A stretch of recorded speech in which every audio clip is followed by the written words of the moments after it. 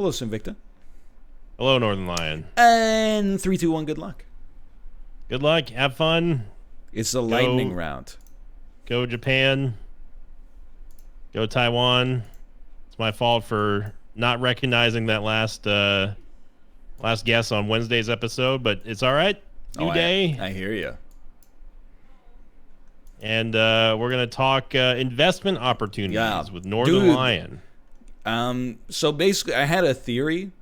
Well, to set the stage, basically from the last episode, my guy at the bank was like, "Hey, everything's fine, but like you might want to consider trying to invest on your own in stocks instead of just because like it's a luxury." Paying me to do it. Well, he doesn't work on commission, I guess. Like it's I got you. He's salaried, which is nice because I feel like he's not trying to sell me.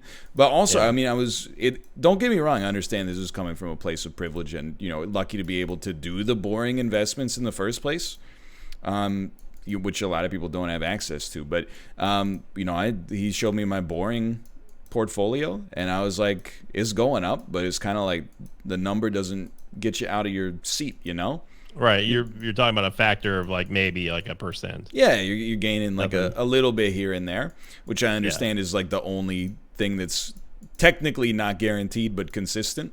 Is getting invested in stuff that tracks like the performance of the overall stock market. But he was like, hey, well, if you want to like mess around with it, try investing a little bit of money yourself. So that's what I've been doing, and I mean, I've only been at it for like 2 days, and I've already managed to lose $24. So nice. If you need any tips, I'll be over here. So I have multiple questions. The simplest one is, you're doing it all online? Yeah. So there's an app in Canada, and there's a few that you can use. So in the U.S., I know people tend to use Robinhood, which is like. Is that like E-Trade? Yeah, I think so. So you can like buy and sell individual stocks, as well as ETFs, which are collections of stocks that track the performance of like a particular genre of business or something, and then options as well. Wealthsimple's kind of like that. So it's like the good thing about it is that the trades are actually free, which is rare. Nice. But the terrible thing about it is if you're buying U.S. stocks, you pay 1.5% to change the currency, which is like horrible. It's like you 1.5%. Yeah. So I mean, you get hit on every transaction. So if you bought, let's say, like $100 worth of stock, and then you sold $100 worth of stock that's American, and then converted it back into Canadian, you would get hit 1.5 on the front and 1.5 on the back. Dude, that's insane. Yeah, it's like apparently the industry average is like 2%, but it's a foreign currency conversion thing. So I've been trying to buy. That seems pretty high, though. I've been trying to buy mostly Canadian stocks. Yeah, I don't blame you. But then people don't get pogged for the Canadian stocks. Well, I gotta buy Shopify, get some Shopify stuff. Nah, dude, everybody wants that Amazon. Where can I get the Justin Bieber and Chad Kroger stock? It's on the Calgary Stock Exchange, unfortunately. Probably get them cheap these days. But no, like, because the only investing I've done has been crypto, obviously, and crypto is all that stuff that like I understand in terms of like it's easy. Like you just buy Bitcoin or buy like whatever altcoin you want. Yeah, dude, that's what I want to ask you. So the app that I'm using also has like a crypto. It's kind of like a secondhand crypto thing because like you don't actually buy and hold the coin yourself.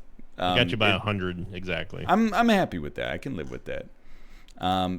It buys them like through like a secondary source, I guess. So you're not actually holding it yourself. It's like, how you can either buy gold and then store it in like a weird safe in your house, or you can buy gold from the bank and they'll be like, here's a certificate that says you own the gold. So it's more like the latter. Yeah, you buy it's almost like a share portion of someone else's exactly stockpile. Yeah. So I am unwilling to YOLO into crypto.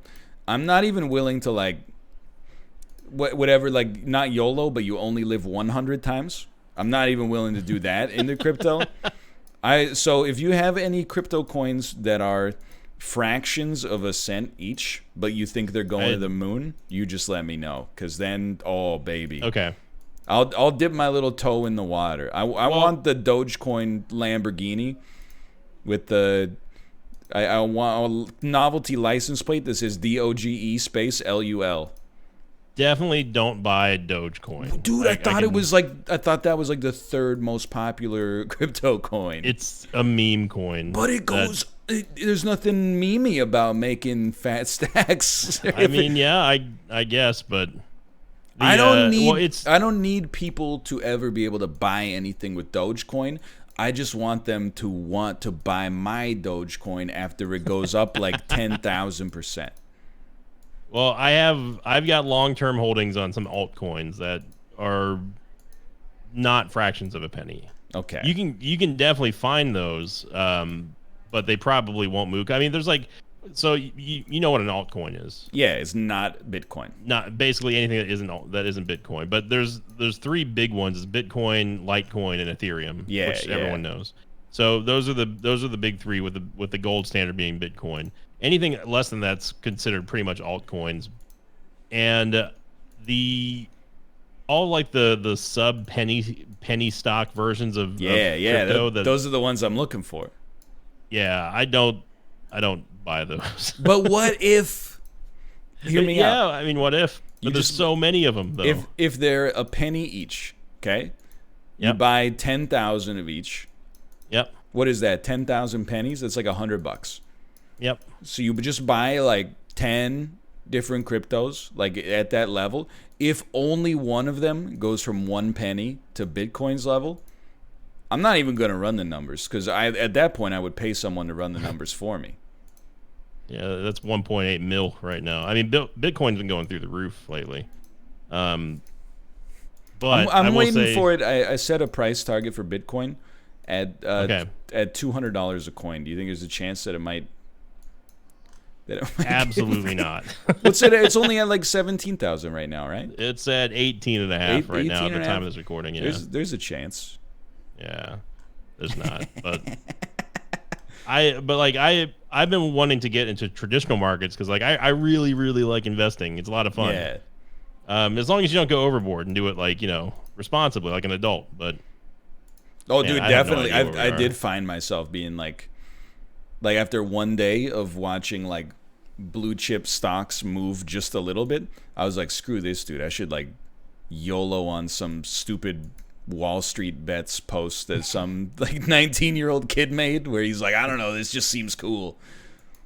And I was like, you know what? Let's just slow our roll there for a second. It was cool to hear you talking about stocks, though, because like I don't know, like I've always thought that the idea of I'm a big fan of gambling, obviously. So like there's inherent fun in just doing anything that involves like, well, you could lose, but you could also win a whole lot. Oh, speaking of which, I just got you by 145. I'm happy that I even got that much, to be honest. But don't even get me freaking started on Taiwan.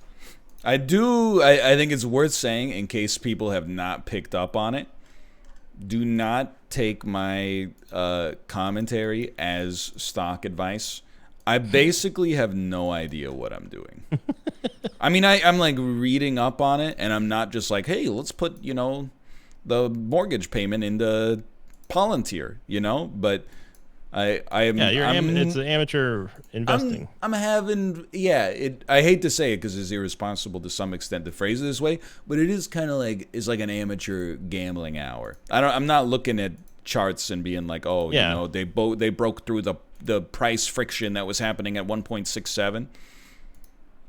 Yeah, I don't pay attention too much to like technical analysis or whatever for crypto or anything. I'm just like, what looks like YOLO. It's going down, what looks like it's going up. There you go. Send it. Yeah. I was told like I was going to get when I was really like serious about getting into traditional markets, I was told by my bank, they were like, okay, well, we're going to need a starter basically a starter fund beginning at 50 grand. And I'm like, that's a lot. I'm like, so you want me to give you like a good priced, like high end mid-level sports car. Yeah, For me to get started, like a Camaro. yeah, or like a Mustang GT or something like bet, that. Bet my Camaro on just to get started, I was like, I can give you maybe 5. But dude, check it out. So somebody on, and I'm being half serious when I say this. I already know this episode is gonna get a little spicy in the comments just because of what we're talking about. Yeah, let's talk about investing during a pandemic when people are struggling, and then let's also talk about crypto, which aggravates like 50% of the audience, sometimes myself included. When we're celebrating the revival of GeoGuessr. Yeah, exactly.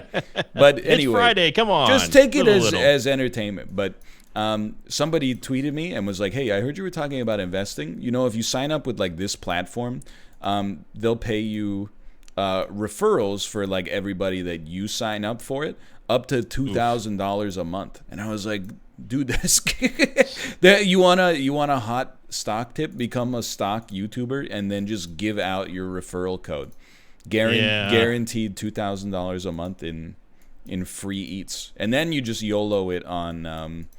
Whatever like Chinese electric vehicle company is hot on the meme ticker this week. Yes, slot streamers do that a lot. Really? So like that's why they. Yeah, makes sense. Yeah, so they have like referrals and like basically just do that. I mean, they don't call. I'm not. By the way, I'm friends with many slot streamers. Not all of them do this, but there is money to be made in referrals and like affiliate fees and that sort of stuff. Like that does happen quite a bit. You will be happy. Why, oh, go ahead. No, it's why Twitch has cracked down on the slot streaming. Oh, I mean, so YouTube as well. Yeah, like I mean, the stock market is gambling for sure.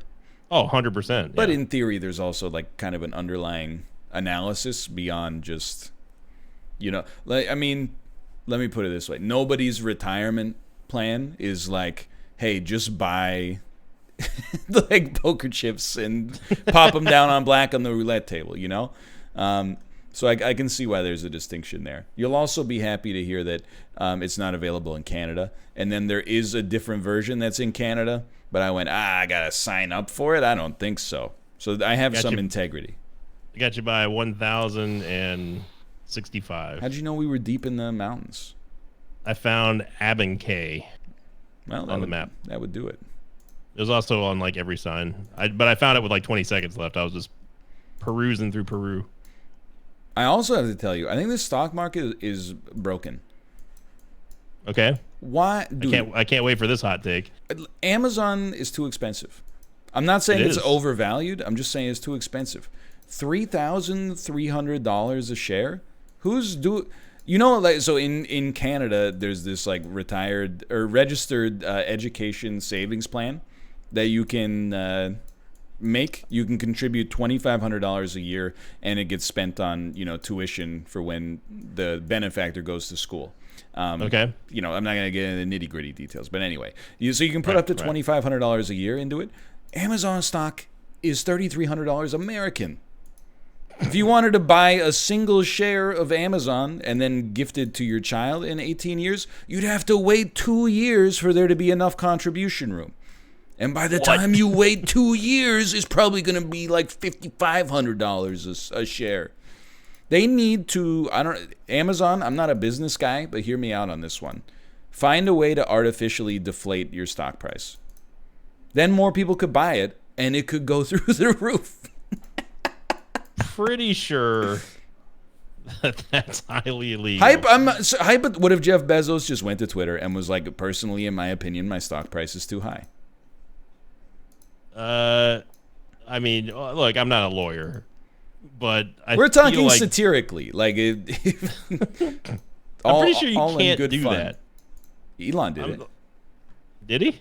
Yeah, he got in trouble though. I do believe that the SEC investigated that. Yeah. The SEC won't let me be. They will let me be. For now, at least. Try to shut you down on MTV. I wonder what would happen if you just started like every stream from this point onwards, being like, "Hey chat, buy like as many shares of this stock as you can right now." Do you think that, do you think the SEC would get involved? I would. I don't think if you just started pumping like 0.01. I tell you what does happen right now, and this is actually ironically very relevant, is with Pokemon card values. Oh yeah, influencers pumping up these prices and then trying to cash in before the bubble pops. Oh, it's very like a Magic-esque. It's serious money, like serious money. It's ridiculous. No, I mean, Pokemon's like exploding, right? Oh yeah, it's going nuts. Like for example, like Logan Paul, who keep your opinions about him if you want to. Yeah. I don't care about the man, but he recently said that he's done. He's done with Pokemon. He's never going to spend any more money. Blah blah blah. And everyone who's in the know, which I'm not going to be someone who claims to be in the know, but I've been in the know for a little bit anyway, knows that like, okay, he's just saying that so people dump all their cards so he can get them at cheaper rates. Dude, that's and then he went on YouTube a week later and bought he claimed he bought like $100,000 card, and it turned out it was a fake. Oh, and then he punched a window when he peeled the hollow back off of it, but before he punched the window, he had to make sure he grabbed a towel and wrapped his hand before he did that. So it's like, how staged can you get? It's professional wrestling, yeah. Yeah, it's ridiculous, but I've been enjoying it because I like gambling, and I also really like Pokemon. But I haven't sold anything yet. I've only been buying stuff. Yeah, and I would encourage, because I've been down this road with Magic, but I would encourage you to flip some.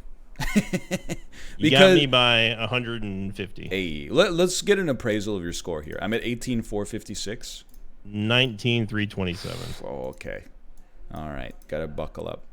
But I would encourage you to flip some, because, and it's up to you if you're more of a collector than like doing it for the economic side of it. That's your business, not mine. I'm definitely I'm definitely, like, I would say 60-40 collector to investor. So like the way that when we were playing a bunch of Magic, the way that I justified buying product was like, oh, the product is worth a lot. And then I lost interest in Magic, and I never sold any of the products. So essentially it has no value. It's just right.